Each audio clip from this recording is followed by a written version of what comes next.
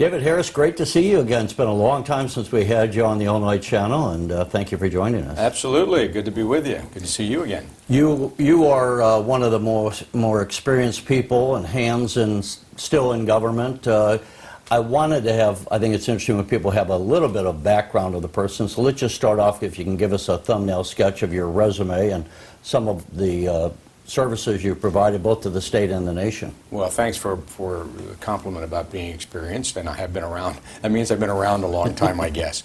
I served in the legislature a total of 18 years, spread over two time spans, back in the 80s and early 90s. I left the legislature to take a position in the private sector with the Illinois Hospital Association.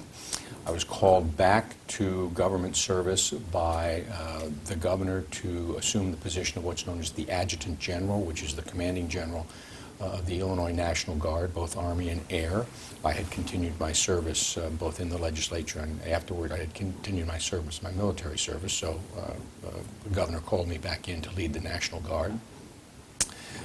When I retired from that position after a total of 33 years of military service, I spent time over in Iraq with the U.S. Department of State in their reconstruction effort, a large reconstruction effort with the Department of State. Came back from Iraq, was doing, quite frankly, planning on retiring, but some local political folks asked me if I would run again for the legislature. I tell them, I say to people, I made the mistake of running, and I made the even bigger mistake of winning again. But no, I absolutely enjoyed my service. So, total. When was that you came back? I came back in 2011. So I served in the 10 years from the 80s and 90s, and then another 8 years when I came back in 2011. So I guess you started, you were under Governor Thompson, and then you served under Governor Edgar, and then you came back in under Governor Quinn as far as the legislative service. Exactly right. And as a general, you're how many stars? I have 2 stars, Major General. Okay. Right, retired with 2 stars. And the entire time in the legislature, and one of the reasons that I'm so delighted to be the Director of Department of Revenue, despite the fact, or in addition to the fact that I'm working for an absolutely great guy, I spent my entire time on the Revenue Committee, so 18 years of service on the Revenue Committee, so I was comfortable with revenue for the state of Illinois, and a number of years, of course, on the Appropriations Committees as well. So we'll get into some numbers and kind of go over this, but I wanted the people to understand you bring a lot of context. It's not just experience. You've seen the growth of the state budget. You've been on the revenue committees you just mentioned, 18 years, a long time. Yeah. So you bring really a wealth of experience to it. And so when you hear ideas, when you hear problems, how are we going to fund pensions, how are we going to fund this, I think you know how to process that information in the context of your previous experience. And that's really what I want people to understand as we get into the conversation. Let's just start off, too, basically, before we get into the issues, because sometimes we overlook the obvious, I think. What is it the Department of Revenue does? Because maybe we don't even understand all that it does. And I'm also curious, how do we integrate? When you're the Department of Revenue, so you're looking at revenues coming into the state and taxes, et cetera. But how do you communicate with, say, the comptroller, the state treasurer, when the comptroller needs to know and the people are calling her up and saying, when are we going to get our checks? She doesn't necessarily know unless maybe she calls the Department of Revenue and saying, how's the money coming in? So can you give us just some of the process? Because that's the other thing. We get sometimes talking about these issues, and I often get people, responding, you probably as well, and they mean well, but they don't have any background enough to process some of the information they're hearing. Yeah, well, that's a good, processing information is right, and you're absolutely correct that most people, their interaction with the Department of Revenue is the fact that every year they send in their income tax responsibility. And quite frankly, that is the primary responsibility of the Department of Revenue. We have 2 primary missions. One mission is to administer the tax laws and collect the revenue in a professional and fair and efficient manner in the state of Illinois. The second mission is to provide timely both information and distribution of those revenues to what you might call our constituents being like the governor's office, the comptroller's office, and local governments. Remember, local governments rely heavily on the taxes that are collected on their behalf by the Department of Revenue. We've got to get that back out to them. So our primary mission, collect the revenues in an efficient manner, a fair and efficient manner, and then distribute them in an equally efficient and timely manner so that the state can basically do what it needs to do to run its operations. Talking about the other offices in state government, on a daily basis, we, the Department of Revenue, will transfer to the comptroller's office, on average, about $180 million a day, so that the comptroller can pay the bills. It's the comptroller's responsibility to write those warrants. You send it to the comptroller's office, or does it go to the treasurer first? No, the responsibility of the treasurer is to invest the proceeds or to invest the funds that are in the respective state funds. There are 900 different funds within the state treasury. Those funds have balances. So they don't just sit there. It's the responsibility of the state treasurer to invest those balances in a way that generates interest and gets the best return we can for those balances. So he invests the funds.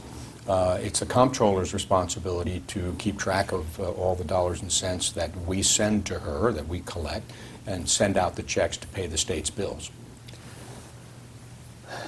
And I know people are going, come on, get to the point, get to the issues. But I think this is somewhat good to know, too, because when we talk about the state budget, we often say GRF. That's the general revenue fund.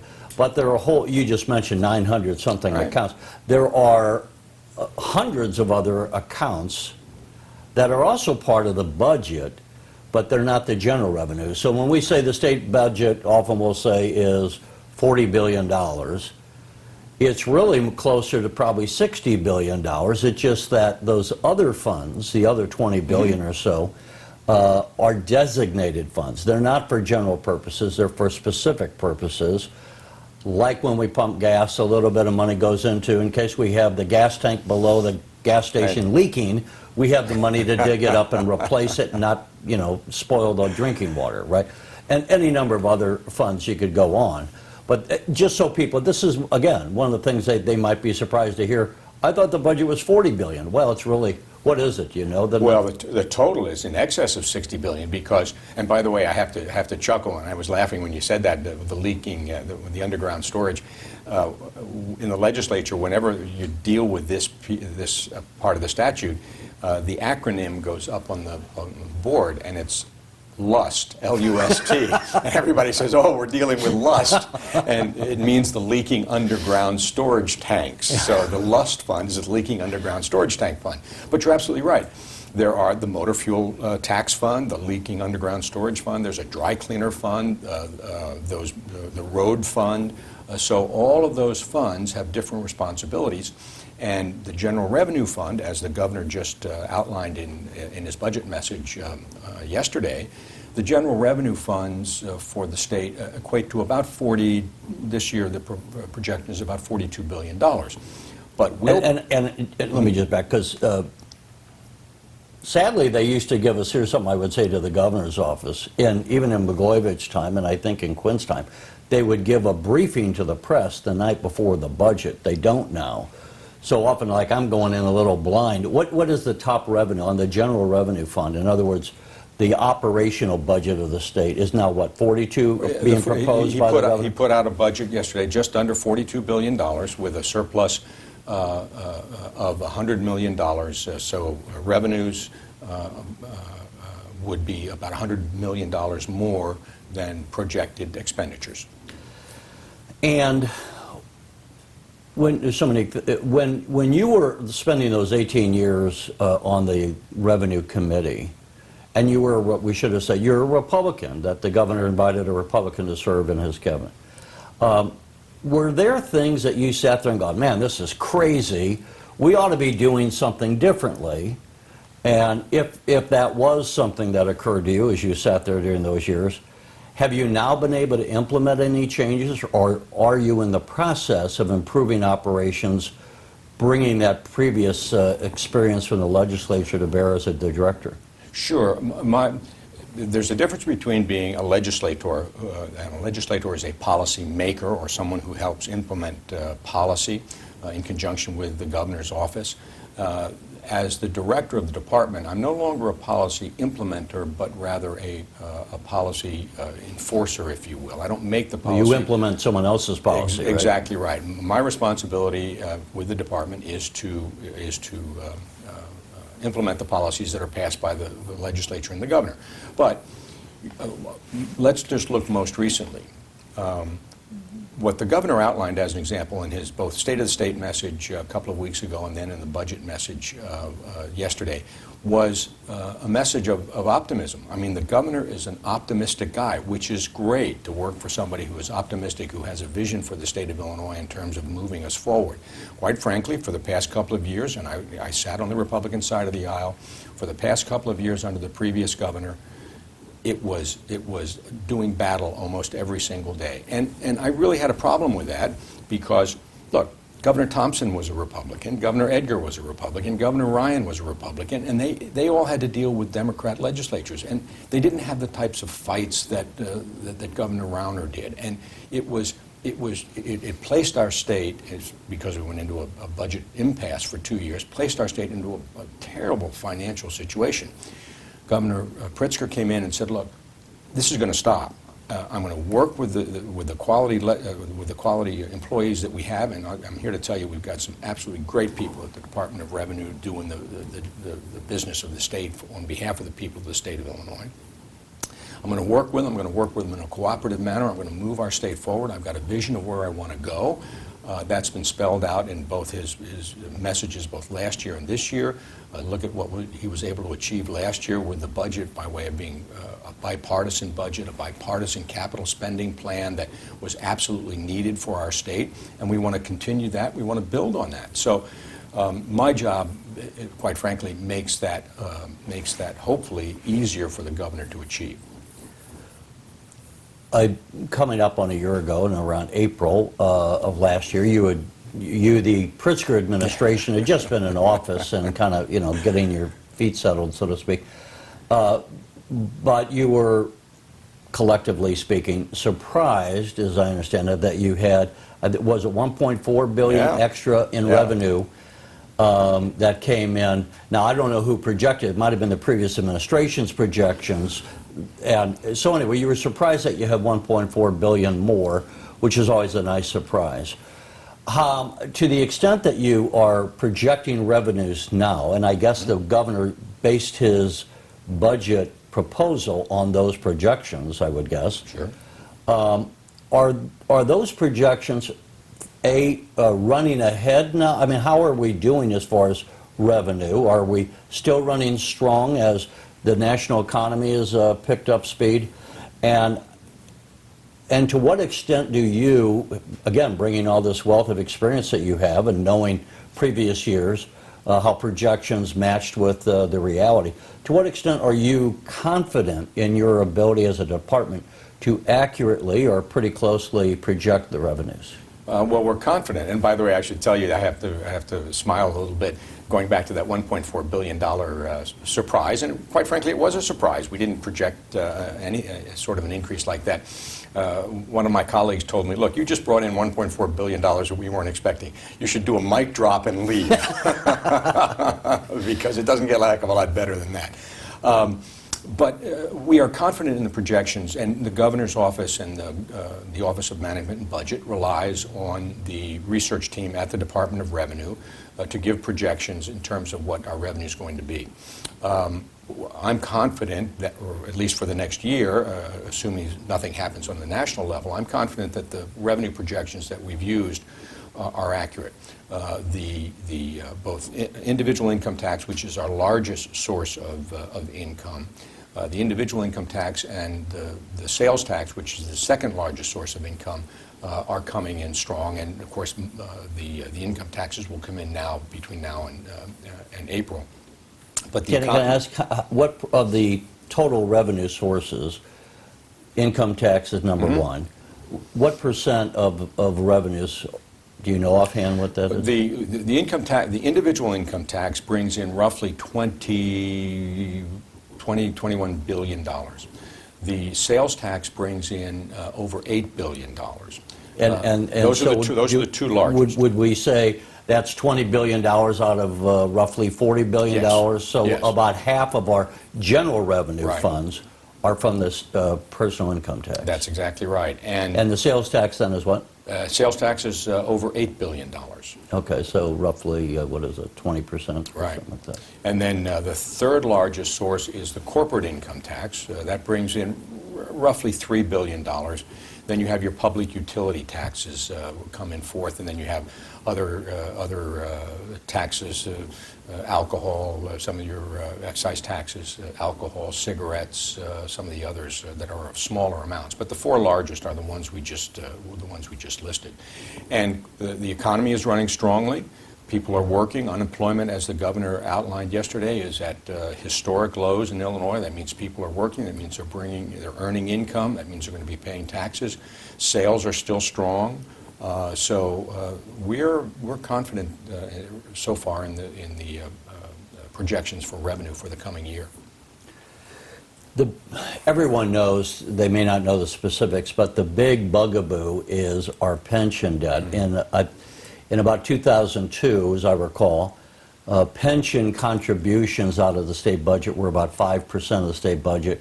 Now they're roughly 26%. You can correct me if I'm wrong.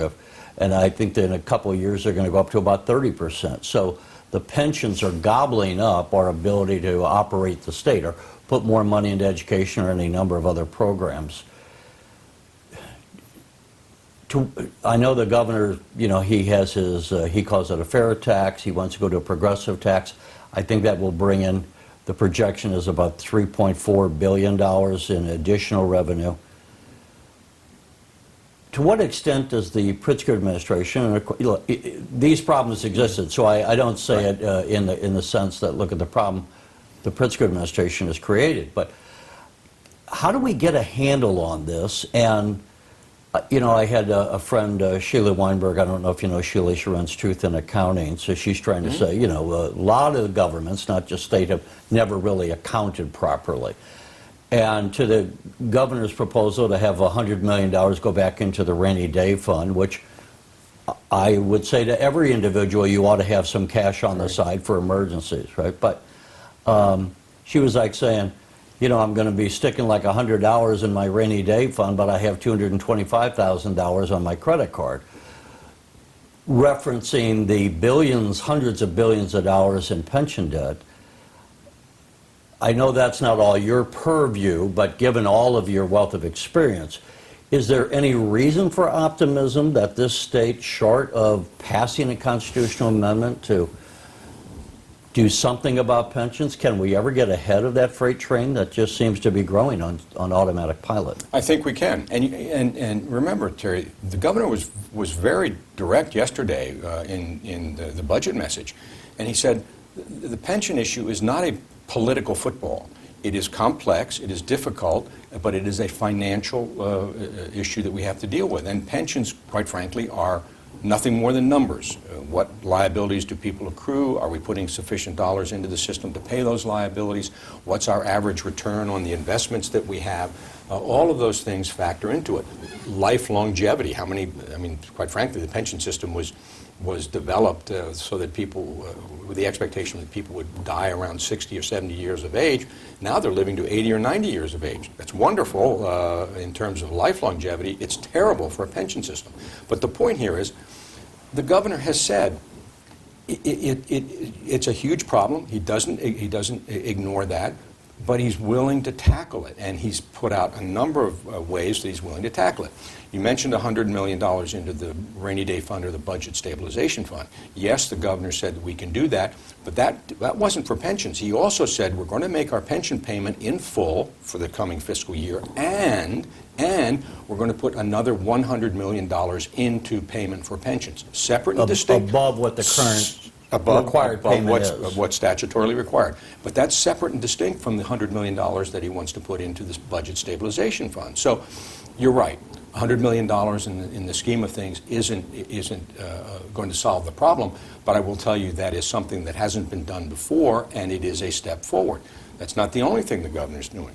He also outlined the fact that last year we allowed for, well, there's a couple of ways to fund pensions. You can put more money in to lower the liability, or you can have people get out earlier. So there was a buyout option that was offered to the state employee retirement system, that you could take a cash buyout rather than... And what percent? So if it's projected that Terry Martin, when he retires, is going to get $1 million over the course of my lifespan. Right. Of course, we never know what my real lifespan Right. is going to be. It's a guess, right? Right.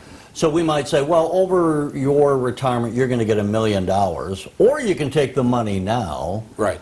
Is it like we give you 50% up front, we give you 20% up front? Do you know, is it a formula like that? It clearly is a formulary. I don't remember the exact percentages, but the governor mentioned that it saved $36 million. The folks who took that early buyout saved $36 million. So he said, we did that for the state employee retirement system. He is now recommending that it be done for all the state systems. Remember, there are 5 state systems, the Right. teachers, the judges. And the worst funded is the legislature. Worst funded is the legislature, but let's do that for all 5 systems. So he wants to do the early buyout. He's going to put additional money into the system. He's talked about selling state assets, such as the Thompson Center up in the Thompson State Office Building up in Chicago, and using the proceeds, some at least of the proceeds of those sales, to put into the pension system. And then also one of the biggest pension solutions, or one of the biggest pension actions that he was able to take this year, which I can tell you as a legislator, every time I went to my local municipal gathering, they always said, you got to do something about the local pension systems, the police and fire Right. downstate systems. I've had those interviews Let's with the merge mayors. them. Let's merge them statewide. Nobody was able to get it done. Governor Pritzker got it done last year, and those are now merged. That's a big savings and a big step forward. So, look, it's not going to be solved. As the governor said, there's no silver bullet. The constitutional amendment is not a silver bullet. You saw what happened when the legislature passed pension changes a couple of years ago, back in, well, a couple of years ago, 2013. It dragged out in the state court, Supreme Court for years, and was ruled unconstitutional. I guarantee you that would happen, not that it would be ruled unconstitutional, but it would be dragged out for years, not only at the state level, but as the governor said, at the federal level, and the contracts clause at the federal level. So it's let me not a interject. silver bullet. Let me, because, yeah, the governor brought up, even if you want to pass a constitutional amendment, he would say, I'm paraphrasing, you're going to run into the U.S. contracts clause, Right. and then you will have spent all this time and energy going down a dead-end street, is the essence of his comment. Right. But Rhode Island did that, and they said, you know, the contracts clause did not keep you from changing it because, I'm not a lawyer, but I think Right. there was a greater need, one need overrode the other need in this instance. I'm paraphrasing. But the point is that other states have made changes, and the contracts clause did not, I don't want to spend a whole lot of time on this, Right. but let me say it in this sense, without getting mired in that specific point. To what extent did the governor bring his cabinet together and say, what can we do? What can we do to enhance revenues that isn't going to kill the economy by having taxes too high? What can we do to cut costs? What can we do to get efficiencies? And to what extent, if we're going to do anything on pensions, and this is probably a conversation he had a year ago, on pensions, what can we do that we can get it due legally? Remember, we are on that ramp to get to 90% of funding by 2045, which in pension world... Is that a ramp that should be changed? Because again, others say, according to actuaries, what is the payment, by the way, this year? He wants to make $100 million more, as we said. About how much are we paying with, let's leave the $100 million out of it for a minute. How much would we be required to pay under the current ramp? Just over roughly $8 billion. Okay. $8 billion. And you are correct, by the way. I don't think it's as high. It's a substantial chunk. I think it's more along the lines of 22 to 23%. I don't think it's as high as 26, and I do disagree. It will not. I don't believe it will go up to 30%, as you suggested. But you're right. It's a big chunk of general revenue fund and a big chunk of the budget. No question about it. I started to say something. I'm going to not say it just because we would get involved in pension funding. I guess the bottom line I would say is I did my master's in 1993 on the coming collapse of publicly funded pensions. And the basic problem, people go, well, if they had made their payments all along, we wouldn't have a problem.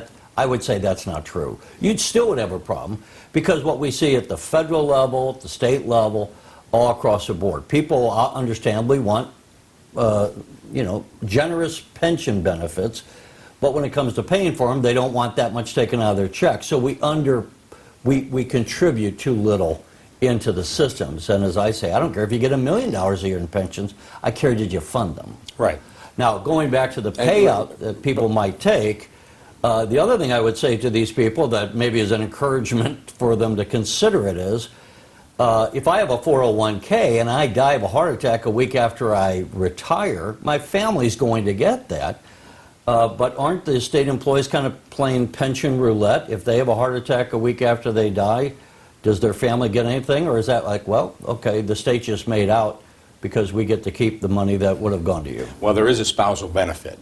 Again, there's 5 different systems, so that it varies from system to system, and I'm not an expert on what the spousal benefits are, surviving spousal benefits are for all of the systems. But there is a benefit there. And remember, it's not just, I would agree that the legislature did not, over the years, put sufficient dollars in, but it's not just that. Remember that it's dollars in, it's returns on the investment. Right. So when you went through the Great Recession, and whereas the calculus was that we'd get 7% return on the money, which back then probably wasn't unreasonable prior to the Great Recession, not only did we not get 7%, we lost 20% of the assets in the system. So then the next year, or the year after that, you not only have to make up the 7% that's already projected, you've got to make up the 20% you've already lost.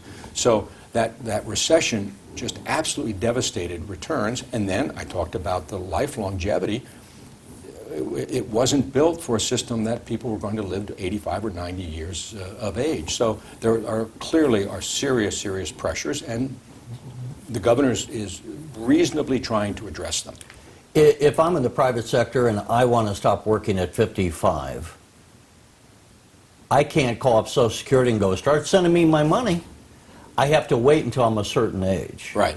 But we have people in government that start collecting retirement benefits, after they get X number of years in.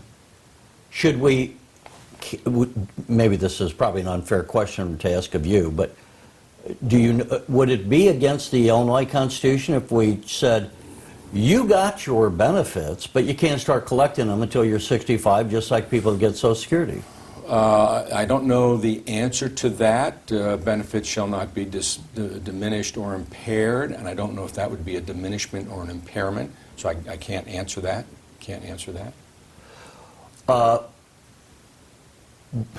The problem with me sometimes asking questions is I'm the blind leading the sighted. So knowing what you know, what are the real big issues, would you say, that we should know about as citizens? And let me throw out a second question, because I interviewed Leslie Munger some years ago when she became comptroller, and we spoke about how old the state's computer systems are, that you have computer systems being used that go back to the 1980s. Right. Governor Rauner said even past that, but that's one thing I would credit Governor Rauner for. He started DO-IT, and he tried to update the computer systems. I don't know where we are. Do you have computer systems that are grossly outdated? Do you need more money, capital money, to update your systems so that we can have more efficiency in your department? Within the Department of Revenue, we don't have, as you referred to, computer systems that are grossly outdated. There are certainly old legacy systems within the state, but Governor Pritzker brought in just an absolutely dynamite fellow as the Secretary of DO-IT, Ron Guerrier, and he's making changes throughout the system which are very positive. both within, we have a core group of the do-it people who reside within the Department of Revenue to handle our computer operations. They are highly technical, and again, we're dealing with taxes. As I mentioned to you, we transfer more than $180 million every day to the comptroller's office. So those systems have got to work smoothly. The Secretary Guerrier over at DoIT has looked at all of the systems. He's recommended changes within the Department of Revenue. We are not hampered by old legacy systems. As a matter of fact, in the new budget, we have a system that's known as GenTax, which is basically the skeletal framework on which many of our various taxes hang, and that we're getting a new update. The governor approved, or it's in the budget at least. See what the legislature does. We're getting a new update to that to keep us on the forefront, on the edge of the appropriate technology, so we can be more efficient. We're talking about efficiency. On the travel vouchers, as an example, it used to be papered back and forth from the person who submitted it to the supervisor who has to approve it, then back and forth. We eliminated all paper. We went to what we call the travel voucher application. It's all done electronically. We have something known as the virtual audit room. So now if we go out to audit a corporation, we don't have to send that auditor with a pencil behind his ear and is going to sit there for 6 months auditing your books if you don't want that. The corporation can share their books with us on a lockbox online. We'll do the audit electronically. At the end of the audit, all of that stuff gets in essence electronically shredded. How new are these systems, would you say? The virtual audit room started about 1.5 years ago. We're expanding it, so we're looking to save over the next year $15 million through that technological efficiency. When a lot of people go out, state treasurers and different governors, the Governors Association, is there an association of revenue directors, and are there any great ideas that other states are doing that you're going, wow, we ought to consider implementing that?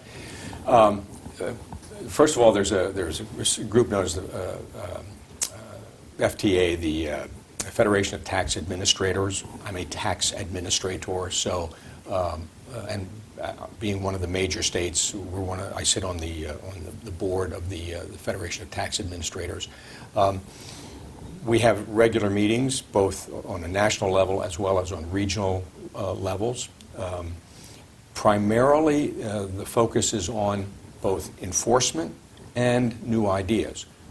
In Illinois, as an example, a new idea is adult use recreational cannabis, which states now are calling me saying, how'd you guys do it? How do you handle your tax policies regarding recreational cannabis? And quite frankly, we have a system which is very tight. We have a tax system, or a tax rates, which is somewhat unique, 10% to start with, 20%. Is that on retail sales? Or excise on cannabis is 10%. On just normal cannabis, 20% if it's in what they call an infused product, like a cookie or a what do you call brownie. it? Brownie. Mm-hmm. And then 25% if the THC content is greater than 35%. So those are, I forget, I'm not an expert on the product itself, but apparently certain flowers are above 35% THC. So before we go, we projected $42 billion roughly, just under $42 billion. I think that, what is an increase of about 5% for general revenue funds spending? From $40 billion to $42 billion, roughly? Well, we're up, the increase was about $1.2 billion. 1.2? Yeah, $1.2 billion overall from last year's budget. Okay, so not quite 5 then, maybe Right. more like 2.5 or something Right. like that. And part of that is the pension going up. Do you know how much the pension went up? In terms of what? From one year to the next? The projection, and don't hold me to this, the projection, if I'm correct, is about $500 million. And part of it, I want to say that because people would say, well, quit spending. Some of it you can't quit spending. I mean, you Right. got to make the pension payments, Right. and that goes up. So even if you had held the line on everything else, the budget would have grown because you have to make pension payments. We did And keep in mind, the budget is not a static, or not the budget, but there's a normal growth, usually, unless you go into a recession, there's a normal growth in revenue anyway. as the economy As the expands, economy and grows. that's why we got the 1.4 billion surprise. Exactly right, exactly right. Jim Durkin said the other day in a press conference, how we worked well together last year. I hope we work well together again this year. And he goes, we passed a balanced budget. Some people would say it's not, but he goes, in fact, it's even a little bit more. Do you project, I should have said this with our earlier conversation, I'm sure, but are you projecting that the revenues are going to be exceeding the governor's spending plan? As proposed, the revenues exceed spending by $100 million. Okay. Now, remember that the governor, I think, was prudent and reasonable in what he did with the budget that he laid out. Remember, there is a big issue out there that the voters of the state of Illinois are going to vote on in November, and that is the fair tax or the graduated income tax. You can't ignore it. It's a constitutional amendment that's going to be on the ballot. So the governor had to address that, saying, okay, if it passes, how do we spend the money? And it's about, as you said, the total for a year would be about $3.5 billion, so it's only a one-half, would kick in January of next year, and the fiscal year goes until June, so that's 6 months, so it's about $1.4 billion. So the governor set aside... Well, I mean, $1.4 million for that fiscal year, but when we get to 2022, it would be about Right. $3.5 $1.4 billion. $1.4 billion. So the governor, understandably and prudently said, all right, if it doesn't pass, this is what our budget's going to be. If it does pass, our budget's going to be X. But I'm going to set aside a reserve about $1.4 billion based on the outcome of what the vote is. Now, unfortunately, the minority leader in the House, and I have great respect for him, talks about, well, you're just dealing in pixie dust. No, we're not. We're dealing with a very real budget. How are you going to set it aside? You just have the revenue come in, you put it in an account and don't spend it? Exactly right. That's how you set it aside, and that's what the governor said. And that's what's in the And that's for our fiscal 2021 budget, which starts July 1. Which starts July 1. That's exactly right. And the governor laid out ways that different funds that would be set up as reserve funds, so that the dollars, certain amount, as an example of the income tax that comes in, some of that is shared with local municipalities. It's called the Local Government Distributive Fund. Part of the Local Government Distributive Fund would go into a reserve. So those are types of activities that would go into reserves, depending on what happens with the outcome of on the vote on the fair tax. And two last questions. On the fair tax that the governor proposed, do you worry, should we worry as a state, because like we look at New York, New Jersey, where they have high taxes, some of the wealthy people have fled the state. That's the argument, that a lot of these people are going to flee. If you had a guy like Ken Griffin, the wealthiest man in Illinois, leave, I don't know what he's personally paying, but there was one person, I forget the individual's name, who left New Jersey, and just that one person put a major hole in their budget because he had been paying so much, and he said, well, I'm going to go ahead and move to Florida. Wow, yeah, he was a big Wall Street guy. I mean, I guess he'd have to be pretty big. You know, Terry, interestingly, we are, and because we already, we already have people. 105,000 people left last year. We had some people being born and coming in. Now you're exactly. It wasn't 105,000 people left. Well, it was 40,000. But that's because you had some population. But 105,000 families left. But then you had people being born, and so you had a net loss of 40. Yeah. But other people were cognitively, consciously saying, let's get out of here. And you know what? There is a lot of talk, and that's one of the arguments going to be, oh, you're going to drive all the high wealth individuals out of the state. Quite frankly, I think they're wrong. I disagree with that argument.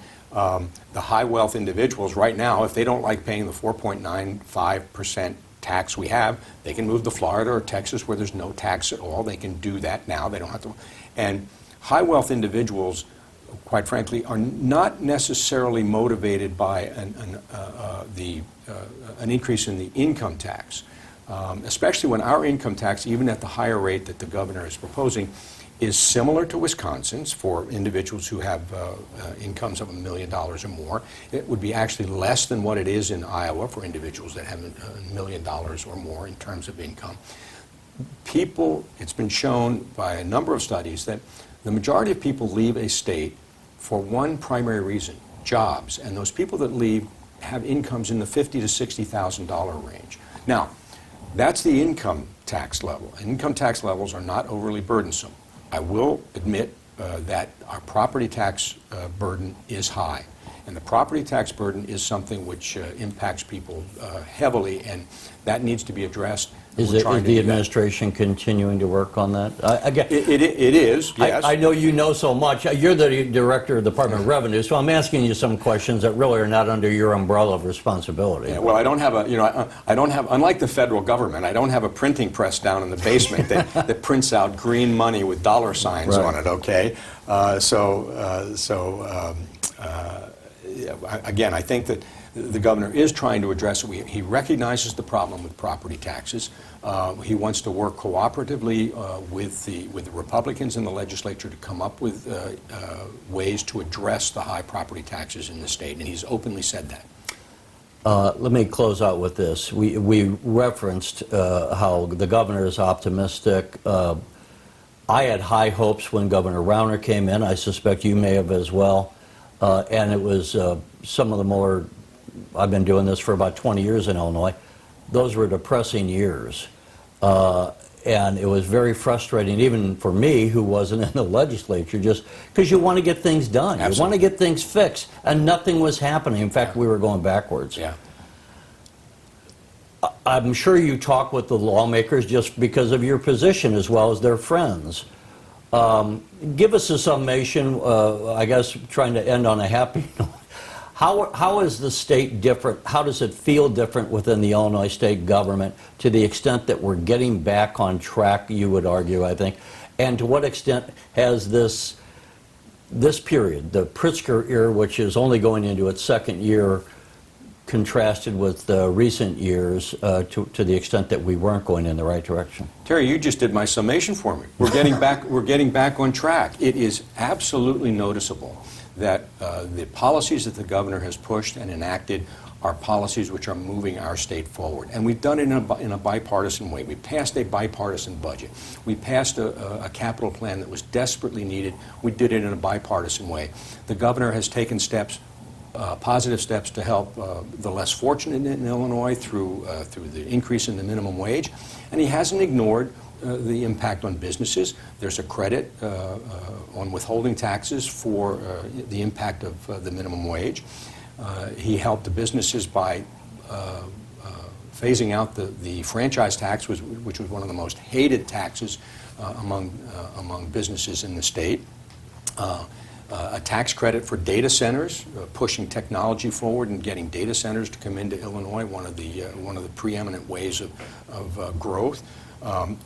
Credits for apprenticeship programs, so that if you hire an apprentice in the state of Illinois, the business can get a credit for that apprentice expenses. For what, the pay or for the costs of apprenticeship that you and now that's capped at $5 million, but it's a significant step forward. So is that $5 million for the state or $5 million per business? $5 million for the state, capped at $5 million. But the point is, we're moving forward. We are on a positive track moving forward. Well, and I know our truckers, by the way, they got rid of the tax that Blagojevich had put in. Exactly right. It goes out, I think, this new fiscal year. Exactly right. And, you know, the governor started a speech yesterday. It was so great. The governor started a speech yesterday saying, I'm an optimist. And he is. And it feels good to work for someone who is optimistic, who says, hey, we can do better. We can move our state forward. I want to make this state the best state that it can possibly be for all of our residents, and the best state that it can possibly be for a family to live here, to educate our kids, the money that we're putting in to rebuild our universities. I guarantee you, when we had that budget impasse, universities were in dire need. Yeah. And I think Southern Illinois University in Carbondale had to borrow $50 million from Edwardsville to keep operating. Southern, Western, Eastern, I mean, they were on the, and I don't exaggerate. They were on the ropes. They were on the verge of losing their accreditation Yeah. because of what was happening.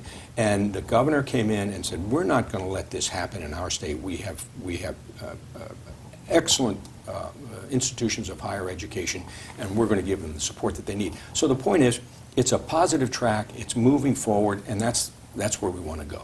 Great. David Yeah. Harris, thank you again for joining us. Sorry we kept you longer than I No, anticipated. good to be with you. Good to be with you. Maybe we can do it again some of that. I'd enjoy it. Thanks, Dave. Okay, Appreciate thanks. it. Thanks for watching, and if you haven't already, please consider subscribing to our channel. And while you're at it, please leave us a comment. Thank you for watching.